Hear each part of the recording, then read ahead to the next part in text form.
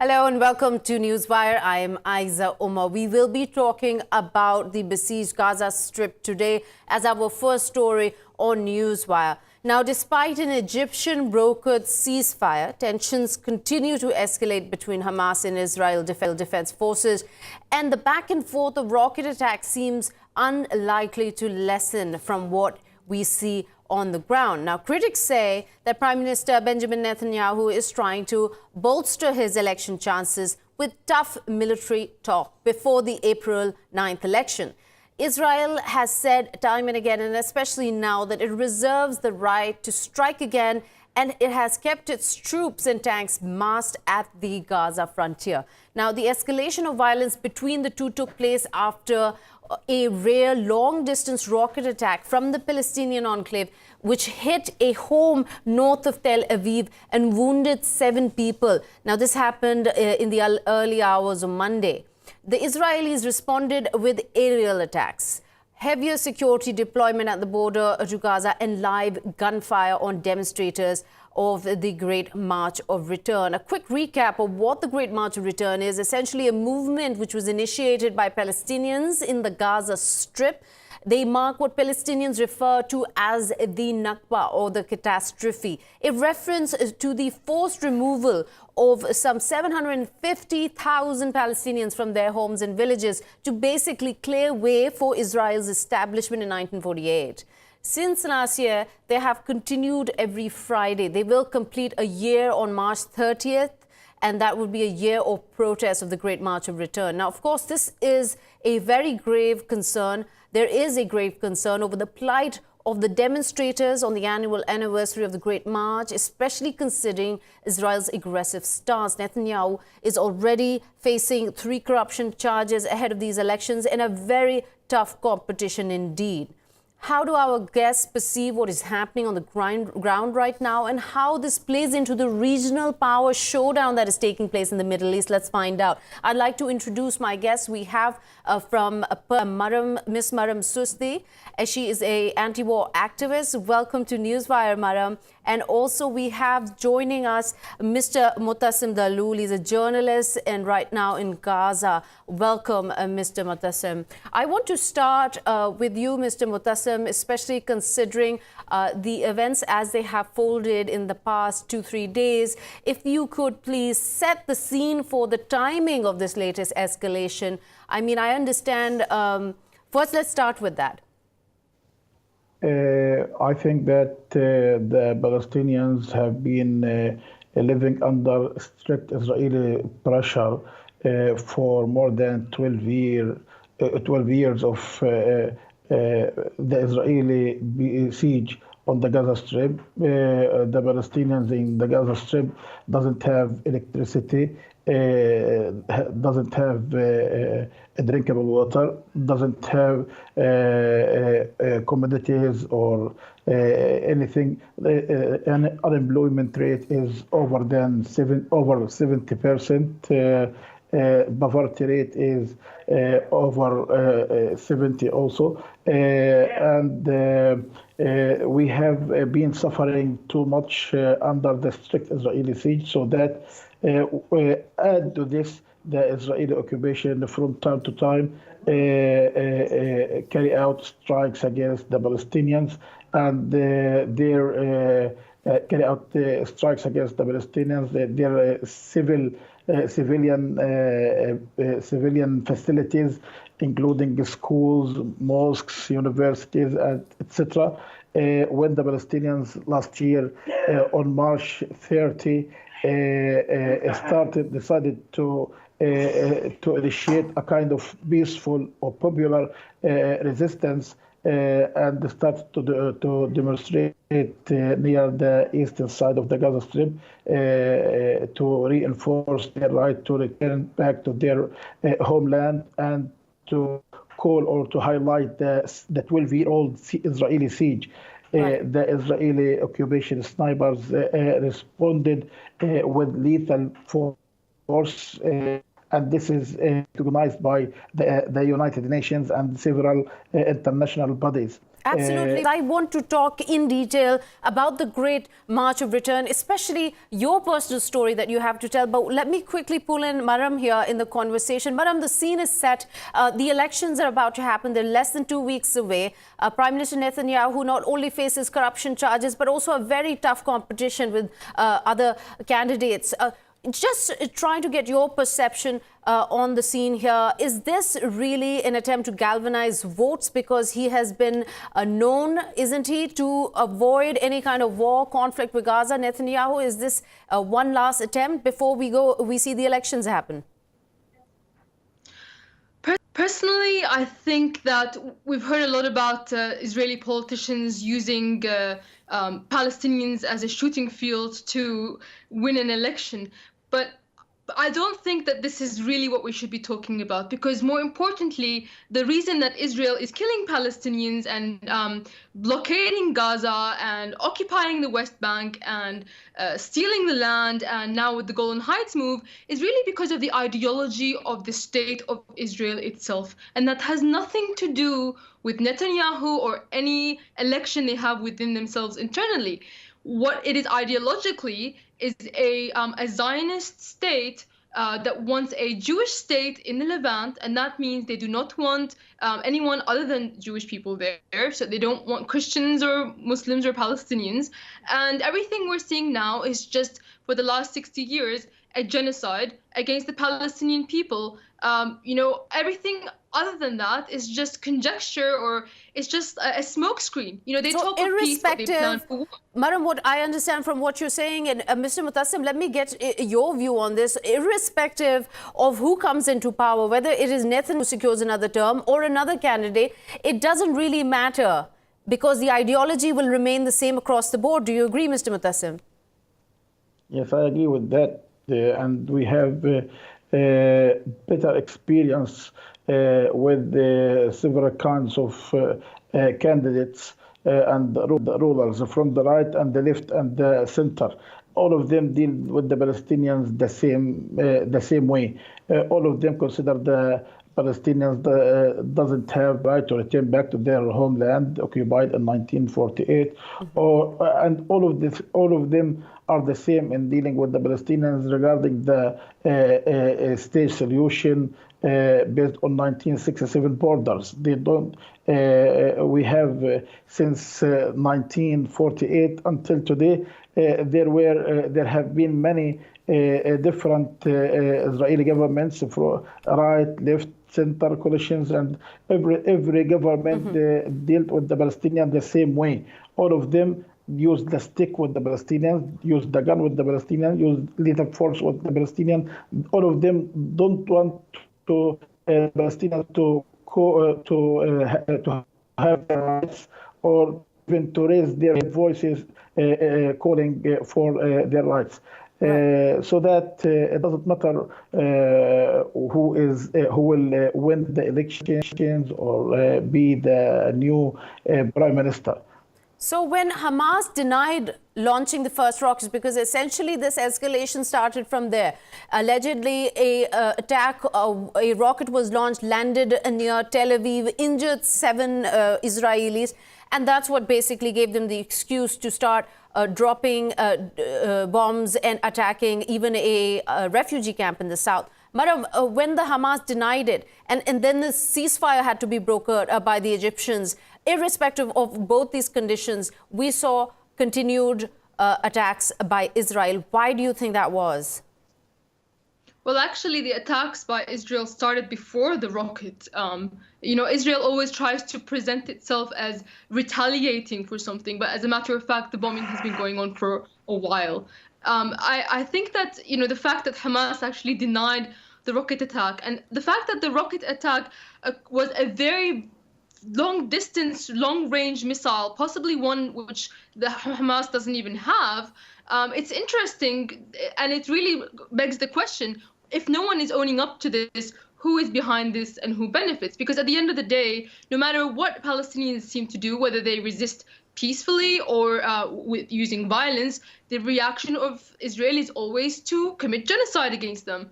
And at the end of the day, Palestinians have, under international law, the right to resist violently, by violent means, an occupation, and Israel does not have the right to defend itself.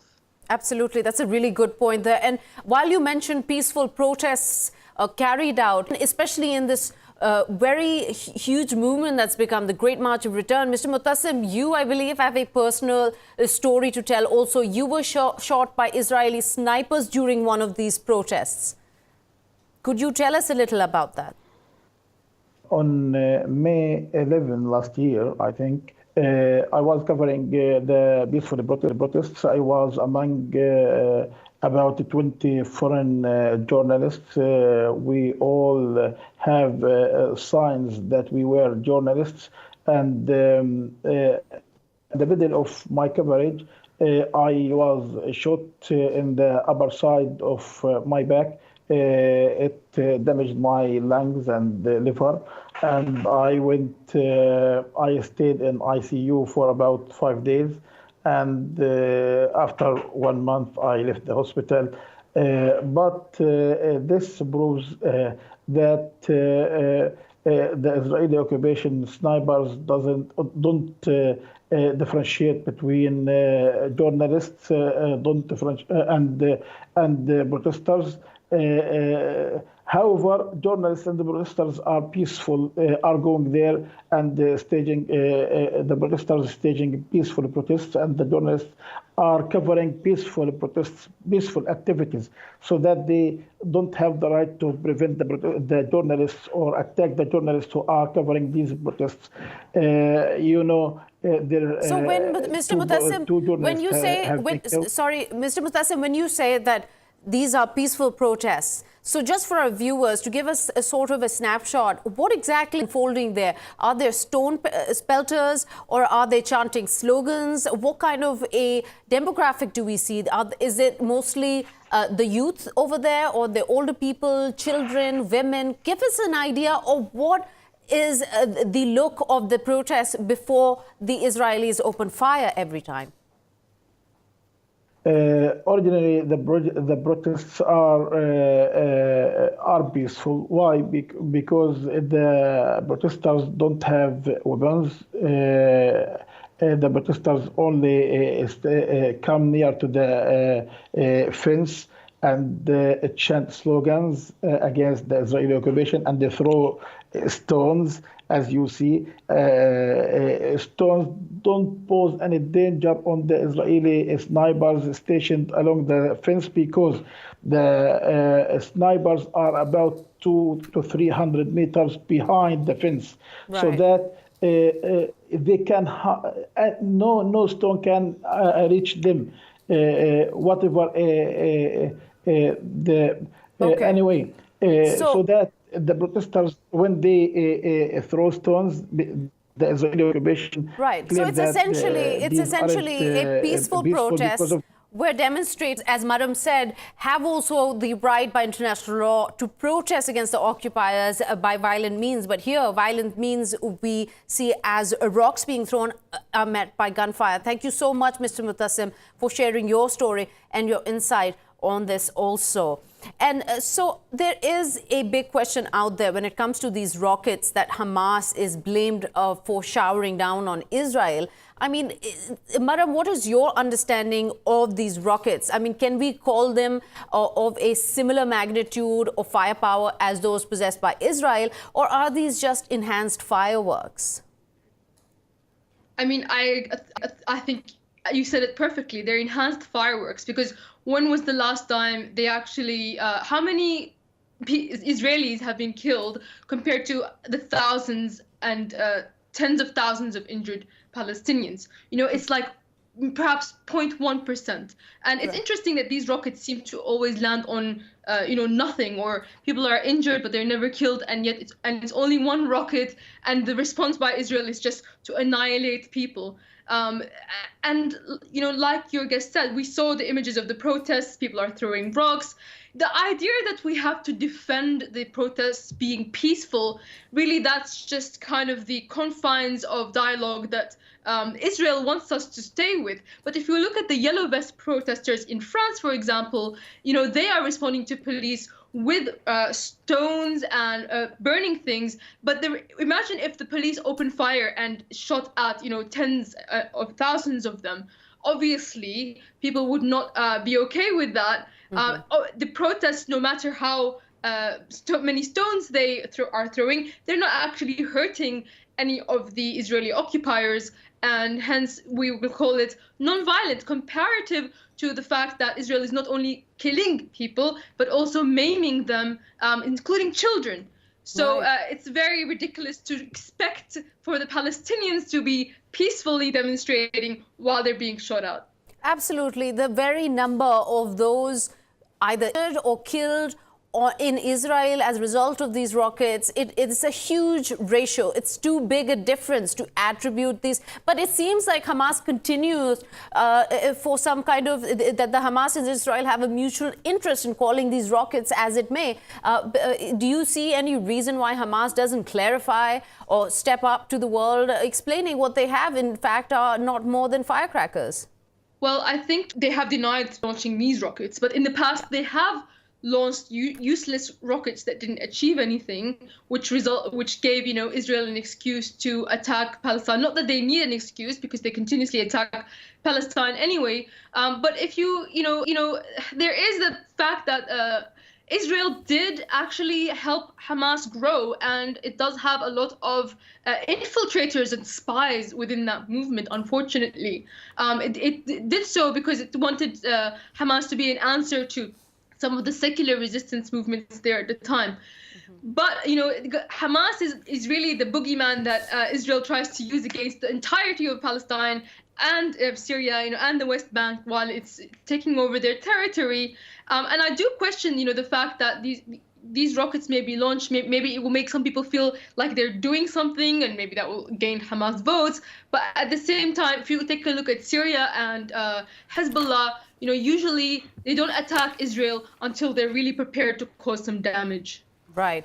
And here I'd like to also welcome Mr. Hassan Ben Imran. You're a human rights activist. Welcome to Newswire. And we are talking to you while you're in Istanbul. Mr. Hassan, trying to grapple this huge difference in firepower. But let's talk about the victims. This was obviously what I'm talking about is during a protest last Friday, 2 Palestinians were shot dead by Israeli gunfire while demonstrating as part of the Great March of Return. 24-year-old Nidal Shatat and 18-year-old Khalid al-Shams. Now, these are, again, very young individuals who continue their lives, losing their lives in such aggression shown by the IDF. The UN has gone and condemned them, calling it an excessive use of force.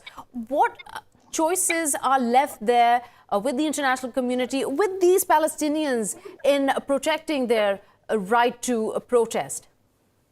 Thank you, Ayza.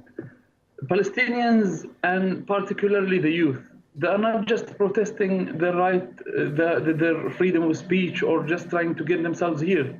They are protesting for the basic demands. They're not just protesting that their demands or political and civil rights are just here. They are just basically asking for lifting the siege, asking for the basic humanitarian demands that anyone would need. What should be done on the international level is a serious action. We don't need Trump to come and recognize something illegal, which is the occupation of Golan Heights. Or we don't need someone to come and tell the Palestinians, the Palestinian youth, have to protest or not protest or do this or do that. They need their basic rights. After that, we can discuss what the solution could be. Before they can breathe, before they can get access to food, to electricity, to water, to clean water, before they can have their freedom of movement, before they can go travel to study abroad or go in order to be hospitalized in hospitals outside of Gaza. After then, we can ask what kind of solution we can reach to. These youth, these Palestinian youth, they are suffering from the lack of the basic humanitarian demand that none of us could imagine his or her life without. Could you highlight some of the human rights violations that Israel is responsible for just this blockade alone, what it is doing to the people within Gaza? First of all, simply occupying Gaza is a violation of international law. Israel has no right to occupy anyone else's land. Gaza is supposed to be a part of the OPT, the occupied Palestinian territories. Yet it has been occupied. The borders have been closed. The aerial sphere has been shut down for Palestinian movement. The sea, Palestinians are not allowed to have any ports, to have any access or freedom of movement to the outside world. So simply having this siege on Gaza is illegal in itself, and it constitutes a form of collective punishment for the Palestinians in Gaza. As for the human rights violations, you can, the list goes on. It's difficult to list them down in this short interview, but you're talking about that even the houses that have been destroyed in 2008, the Israeli raids on Gaza in 2008, until now, how long has it been? 11 years. Until now, they have not been built again. Some people are still living in camps. Some other families, they are trying to live in their neighbors or relatives' houses that are not even enough or sufficient for the original inhabitants.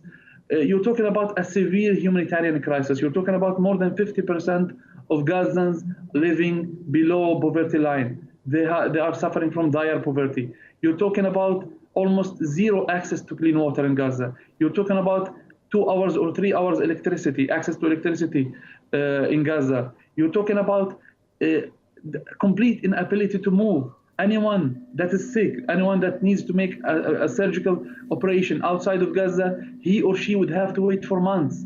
And they might even die in the process of waiting to go to be hospitalized in Egypt or any other country that can, have the necessary medication for their diseases. You're talking about people who wanted to get married. Many of these love stories that we might not really hear a lot in the media. Someone who wanted to get married to someone from outside of Gaza, and they were just waiting for the Israelis to allow them to go out in order to get married, to meet the people they don't want to meet. You're talking about people who have zero access or very minimal access to the basic rights, the basic human needs that no one of us could imagine his or her life without. I think the situation is beyond description.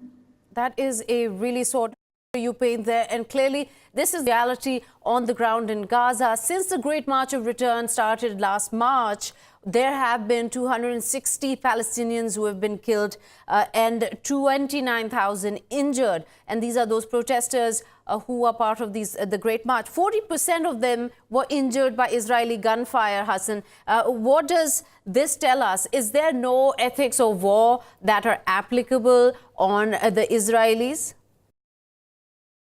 To be honest, first of all, we can hardly call this a war, because a war happens between two symmetric powers. You're talking about armless people just with their bare hands, with the banners they're carrying, protesting in absolute peaceful manner, just asking for their basic demands, and you're having gunmen shooting them in the heads, in the arms, in the shoulders, in the feet, in a very clear way, in a very clear intention that they are trying to cause them permanent disability. You're talking about a very cruel and inhumane treatment that these protesters have been facing. I think ethics are difficult to be found in the dictionary of the Israeli forces. What they want is to get the results done with the zero attention or regardless of the consequences that could be inflicted on the Palestinians. What they want is, you Palestinians, you die in peace. Please don't disturb us while you're in the process of you leaving this life. If you would like to disturb us, our gunmen are ready. They can shoot you on the head, they can shoot you on the arm, they can cause you permanent disabilities. And at the end, even if you need to be hospitalized for these disabilities, you cannot leave Gaza. And Gaza has no medicines, no medication. The hospitals of Gaza are, you can't even call them clinics. They're not really hospitals in the common sense of the word. So the message is very clear, very clear. You don't disturb us. You just stay silent. You don't disturb us, right? And Maram, bringing you back in the conversation, is Gaza, in your opinion, left isolated? Even when we talk about the Palestinian, the PLO, who has just nominated a new prime minister, has brought in a new prime minister from Al-Fatah, minusing the Hamas altogether from this practice. What does this show to you? Do you feel like the divide within the Palestinians is also a detriment in the way of progress for their self-determination? Of course, the divide has been detrimental, and it's been detrimental because the divide is not just within Gaza; it's with the entire Middle East.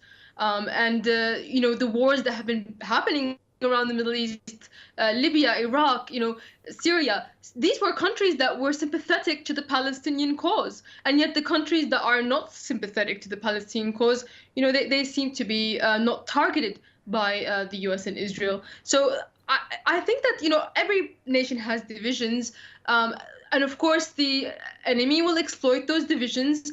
However, even if the Gaza Strip were able to unite, unfortunately they will not have the military power to get rid of the situation that they're in now under the Israeli blockade.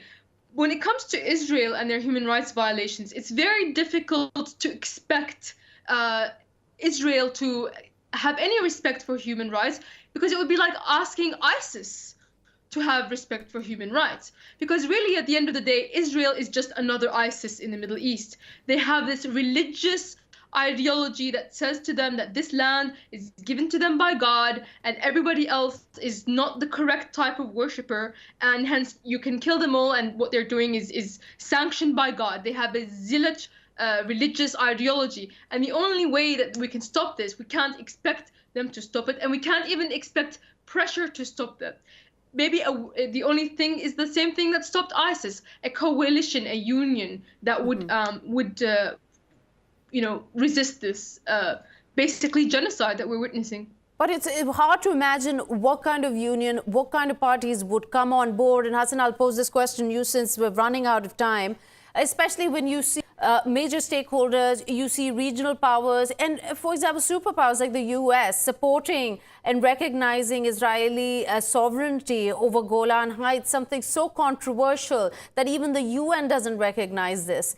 How do you see a future of when the regional powers are all fighting their own agendas, their own proxy wars? Unfortunately, the regional scene has contributed a lot to the deteriorating situation in Palestine. Mr. Trump has came with his own agenda of what he calls the deal of the century. And in order to ensure this, he needs someone like Netanyahu to stay in office. That's why he would give him free gifts like Golan Heights. No one has ever thought of recognizing something that's very clearly illegal in international law. The International Court of Justice has been very clear about this. The United Nations, throughout, like in all the resolutions, even the UN Security Council, in which the US has been a veto member, has always been clear about the Golan Heights and all that. Yet Trump wants to get done with this step. He wants to make sure that his so-called deal of the century is achieved without any, with a minimal cost. So in order to make sure that this happens, Netanyahu needs to stay in office. The Middle East, you're talking about the major countries in the Middle East collapsing. Iraq is no more, Syria is no more, Libya is no more. Perhaps Egypt is, like in a very critical situation. Netanyahu has been trying to create this sort of scapegoat, if we can say it, or like to scare people off in the Middle East and say, look there, Iran's going to eat you up. So they're trying to create a new regional formula in which Palestine does not exist. So regional powers continue to wreak havoc in countries in the Middle East. That could be a support system for the Palestinians. And with that, we've come to the end of this segment. Thank you so much, Ms. Maram and Mr. Hassan, for participating with us here on Newswire. With this, we're going to take a quick short break. We'll be right back.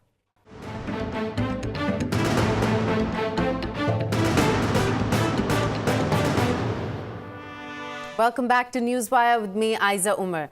Now we are moving on to Yemen. In the latest news, more violence, more escalation of tensions have taken place. At least 7 people, including 4 innocent children, have been killed in yet another airstrike at a charity-supported hospital in the northwest of the country. The government coalition missiles struck near the entrance to a rural hospital in the early mornings, just when the staff was coming in. And this was nearly 100 kilometers from the city of Saada. 8 people were wounded and 2 other adults, which are at the moment unaccounted for after a missile struck close to the entranceway. Now, fierce fighting has again erupted between Yemen's warring parties earlier this week after a relative truce following peace talks in Jordan. Houthi rebels have claimed conducting successful missile strikes against Yemen government coalition, even saying that they were responsible for killing 50 soldiers. Now, humanitarian organizations like the one Save the Children has reported earlier that this week that on average 37 Yemeni children a month had been killed or injured by foreign bombs in the last year, and have demanded an urgent investigation into the latest attack that has killed 4 more children. Killing children is a clear and unjustified break of international law. And this has been happening with impunity, with no accountability, while the world looks the other way, calling it whether collateral damage or saying the cost of war, irrespective. With today's technology and know-how, it just is not justified. Now, according to UN reports, 80% of Yemen's population, 24 million people, are in need of humanitarian assistance, including about 10 million, which are just a step away from famine, and nearly 240,000 that are facing catastrophic levels of hunger.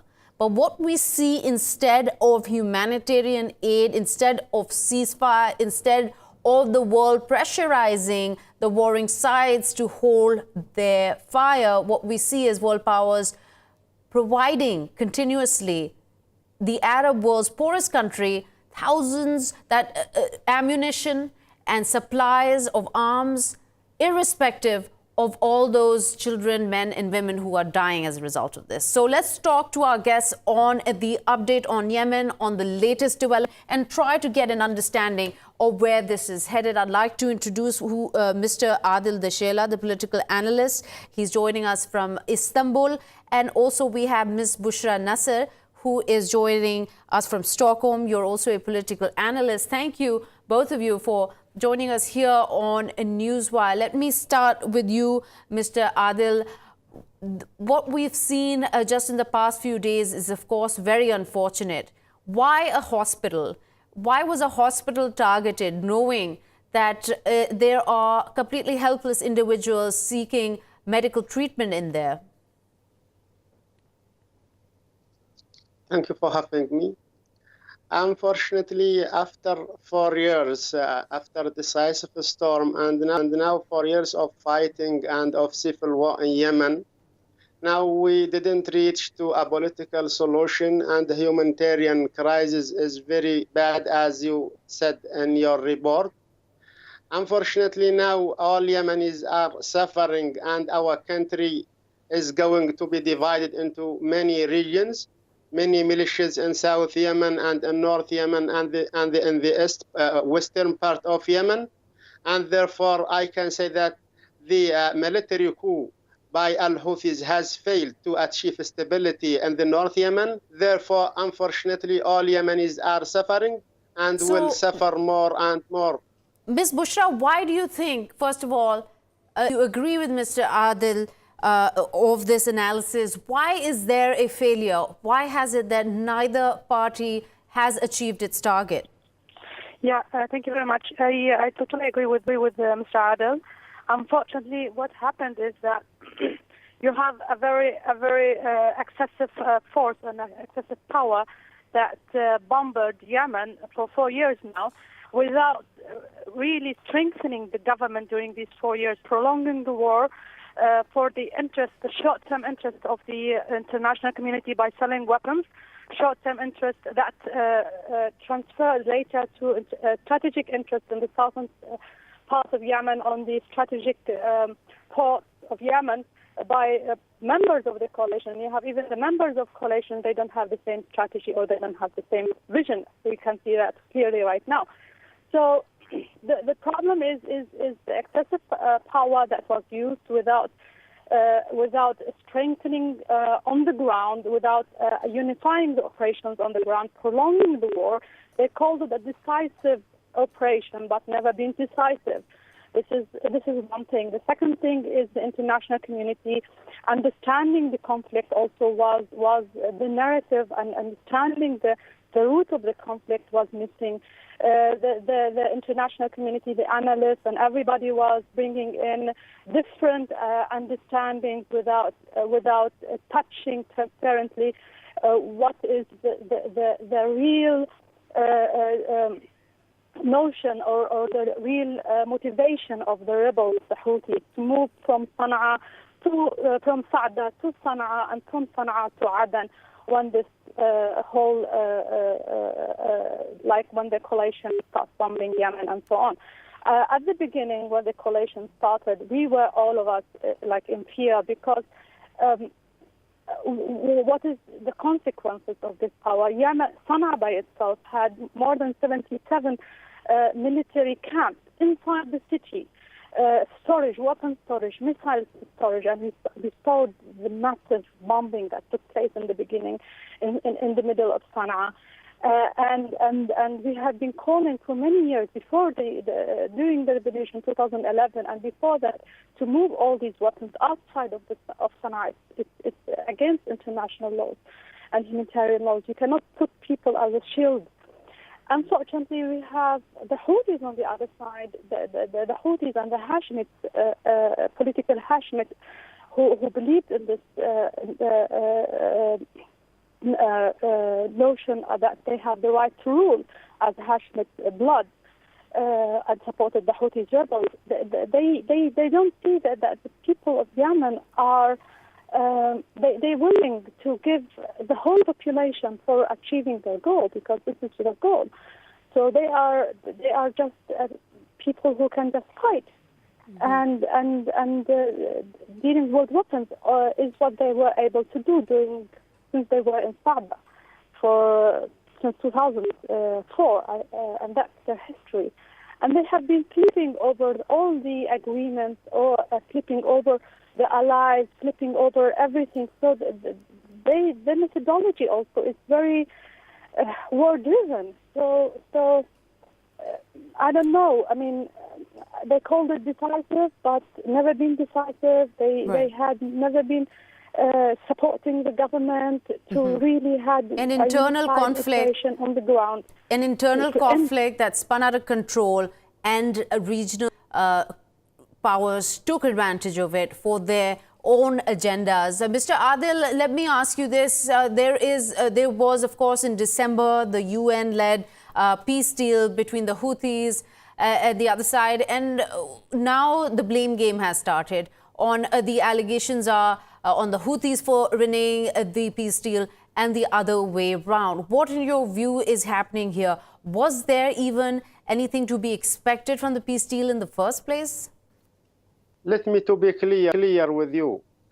United Nations has failed to achieve peace in Yemen, and the special envoy to Yemen, Martin Griffith, has failed to achieve his duty towards the Yemen. For example, now, Al-Houthis didn't accept to release all prisoners or innocents from their secret prisons.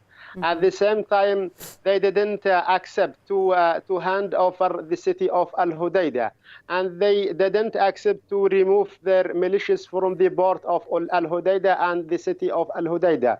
Therefore, I think that Stockholm Agreement failed, like the international, for example, International Resolution 2216, had all international community resolutions and peace and like agreements. All these things, I think that didn't do anything for us. Yemenis now are still fighting in the city of Al-Hudaydah, and Al-Houthi yesterday launched a campaign of arresting many people in the city of Damar, and he is now ready to fight the Yemeni government in Al-Hudaydah. And last week, one member of the political group of Al-Houthi, like the group of Al-Houthi, he said that we will not hand over our militias from Al-Hudaydah. we will not remove our militias from the port of Al Hudaydah, and we are the legitimate government in Al Hudaydah. And I think that all these things didn't do anything for us, and fighting will continue. Now we need a national movement to remove the Yemeni government from power and to remove the militias of Al-Houthi from the capital of Sana'a. United Nations will not do anything for us. International community will not support us. We have to help ourselves if we want to see peace. If we want to see peace, all the conflicting parties have to be on tables. On the table, right. Discuss our internal issues. Internal issues, absolutely. Something that Mr. Adel had also mentioned, that Yemen is breaking apart into various zones, either being controlled by the Houthis, the Hadi's government, backed by international coalition, of course, and also there is a presence of Al-Qaeda in the south. That's very true. Unfortunately, that there are even within the south, you have also what they call it, the Southern Belt, or the transitional council, and then you have also the Shabwani and then the Hadramaut, which all of these militias that belongs to Emirates. Unfortunately, that the country, when you have a weapon industry or weapon economy is booming in the country, and weapon is sold to all these types of militia, then you don't have a unifying operation, you don't have a unified military. This is just by default will happen. Right. A vacuum is created, and especially in civil unrest, they join in. We're joined Mr. Nabil Wasi, an activist in Taiz, Yemen. Mr. Nabil, if you could paint a picture for our viewers around the world of what life is like on a daily basis in this conflict zone. Basically, the people that are impacted the most because of this situation are the Yemeni people. It has nothing to do with the supposed systematic framework that is supposed to be implementing the rules and regulations over Yemen. It has nothing to do with these outside entities that are benefiting off of this war on Yemen. It's basically the average day-to-day people, the mothers, the fathers, the children. It's very difficult for children to go to school. It's very difficult for the families to survive on a daily basis because of the lack of food and nutrients and, things getting into the country. A normal life, because it's getting to the point where the people of Yemen, especially the young youth of Yemen, are starting to develop a psychosis. Some children are being born in a state of war, in a state of poverty. It was already a poverty-struck nation to begin with, but the situation is making it worse. And the sad part about this whole situation is that, unfortunately, people are making it an issue about different sectarian problems between Shia versus Sunni, and but the reality is Yemen is a country that is rich in natural resources. The situation in Yemen should be, the solutions that come about Yemen should be carried out by the Yemeni people. It should have nothing to do with any outside entity at all whatsoever. And because of this, children are dying on a daily basis. Hunger is at an all-time high. Depression is at an all-time high. People are suffering. And why are they suffering? Because of the greed of systematic frameworks that are catering to appeal to the better nature of a global universal architect. And I think that's just, it's sad and it's unfortunate that we live in a situation like this. It is truly very unfortunate how the greed of world powers continue at the expense of innocent people. Mr. Adel, we're left with the last minute of the show. I want to quickly get your input and yours, Ms. Bushra, one by one, on the way forward. When will the regional powers recognize that this is an internal conflict needed to be addressed internally? Mr. Adel, very quickly, please. Thank you. As our friend said, that internal conflict cannot be solved without intention from the political parties of Yemen and all the conflicting parties. Now, unfortunately, we are a democratic country, for example, and Houthis didn't accept democratic values. Houthis, for example, now still continue to rule our country by force. This is a sectarian militias, and how can we accept them without democratic, for example, values? Houthis now The root of the problem is Al-Houthi. Al-Houthi now and his movement didn't want to see peace in Yemen. Now peace is very easy. If Houthi wants to see peace, they have to accept Yemenis. They have to make a political party. Can you hear me? They are Yemenis themselves, sir. Right. These people are Yemenis. These people are Yemenis. Go ahead, Mr. Nabil. It shouldn't. Mr. Nabil, it shouldn't be a factor of listen. It should not be a factor if we should accept the Houthis or not, or accept the coalition force that is pro-Saudi. At the end of the day, all of these people are Yemenis. They were born in Yemen. They are native Yemenis. We need to stop looking at them with a label, with a sect, because that inevitably creates a division which basically caters to the problem that Yemen is facing now. These are people of Yemen, and they should be part of the solution and coming up with an alternative solution to help the crisis in Yemen.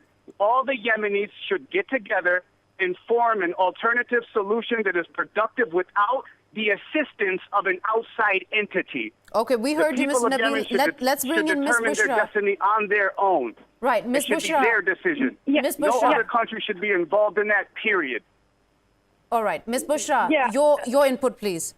I judge on people not on statements, on what people do. The problem is with the Houthis is that they have already declared it in their doctrine that they are the elite. They have the right from God to rule. This is the problem. In 2012, they have it in their doctrine. It's mentioned. It's published. It's there. And this is the only thing. Saudi Arabia holds the key to the holy city of Mecca. Mr. Saudi Arabia hasn't lifted a finger. Hang on. Nobody is making sense here. Mr. Nabil, you'll have to hold on for a second. Let Ms. Bushra complete her thought. The political process, bringing back the whole code stopped the political process. We had a very good transitional justice. We have problem with it. We have to discuss it. We have to discuss the national dialogue problems. We have to discuss the constitution, the draft constitution, but stopping everything and taking weapons and doing the code. This is not the right process. Okay. The right process I'll have to stop the debate here. I'm sorry, we've run out of time. This is definitely a very contentious issue on how to move forward within Yemen, to whether to recognize the Houthis representing a part of Yemen, being Yemenis themselves, or whether there was even any need of international forces coming in disguising their own agendas. A contentious conversation for sure, but we've run out of time. So till the next time, keep watching Indus News. See you. Goodbye.